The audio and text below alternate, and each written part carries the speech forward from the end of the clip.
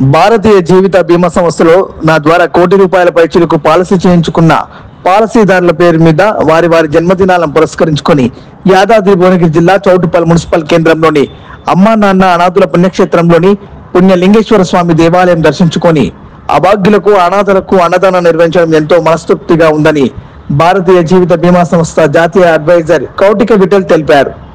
గత సంవత్సరం నుండి పాలసీదారుల పేరు మీద అన్నదాన సేవా కార్యక్రమాలు ప్రారంభించి 12 మంది పేరుతో అన్నదాన కార్యక్రమం నిర్వహించడం జరిగిందన్నారు. నేను సేవలు అందిస్తున్న ప్రపంచ ఆర్యవైశ్య మహాసభ ఆధ్వర్యంలో నా విలువైన పాలసీదారు బండారు సుబ్బారావు జన్మదినాన్ని జరుపుకోవడం సంతోషంగా ఉందని, పాలసీ వల్ల కుటుంబాలకు మేలు చేకూరుస్తుందని, ప్రతి ఒక్కరూ పాలసీ పొంది కుటుంబాలకు భరోసాగా నిలవాలని కోరారు.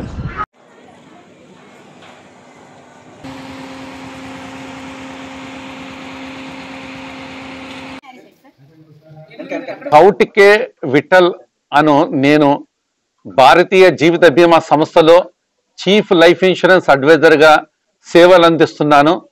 ప్రస్తుతము నేను ఇక్కడికి విచ్చేసింది, నేను సేవలు అందిస్తున్న భారతీయ జీవిత బీమా సంస్థలో నా దగ్గర విలువైన పాలసీదారులు ఎవరైతే కోటి రూపాయల కంటే ఎక్కువ ప్రీమియం కడతారో వారి జన్మదినోత్సవం రోజు నేను అన్నదాన కార్యక్రమాలు చేయడం ప్రారంభించాను. గత సంవత్సరము 12 జన్మదినోత్సవాలు జరుపుకున్నాను.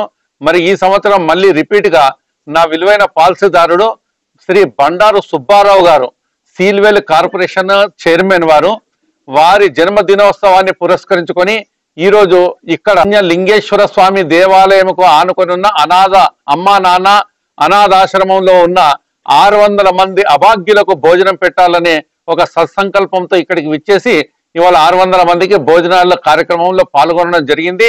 ఈ కార్యక్రమంలో పాల్గొనడానికి నేను ప్రపంచ ఆర్యవైశ్య మహాసభ ఆర్గనైజేషన్లో నేను జాతీయ సలహాదారుడిగా సేవలు అందిస్తున్నాను. ఇవాళ నేను సేవలు అందిస్తున్న ప్రపంచ ఆర్యవైశ్య మహాసభ ఆధ్వర్యంలో ఈ కార్యక్రమాన్ని చేపట్టాము. మరి ఈరోజు ఇక్కడున్న అభాగ్యులకు అన్నదానం చేసే ఒక కార్యక్రమంలో పాల్గొనడం నాకు ఒక అదృష్టంగా భావిస్తూ ఈ అవకాశాన్ని కల్పించిన మరి ఇక్కడి ఆర్గనైజర్స్ ను ఎన్ని రకాల నేను మెచ్చుకున్నా తక్కువనే. మరి ముఖ్యంగా శంకర్ గారు చేస్తున్న తన జీవిత సాఫల్యాన్ని దృష్టిలో పెట్టుకుంటే వారికి ఎన్ని రకాలు అభినందించినా తక్కువనే. మరి వాళ్ళ వారి వెంట ఉండే నాకు ఇక్కడే ఒక 12 జ్యోతిర్లింగాలతో కూడుకున్న ఒక పుణ్యలింగేశ్వర స్వామి దేవాలయాన్ని ప్రత్యక్షంగా తీసుకెళ్లి చూపించడం జరిగింది.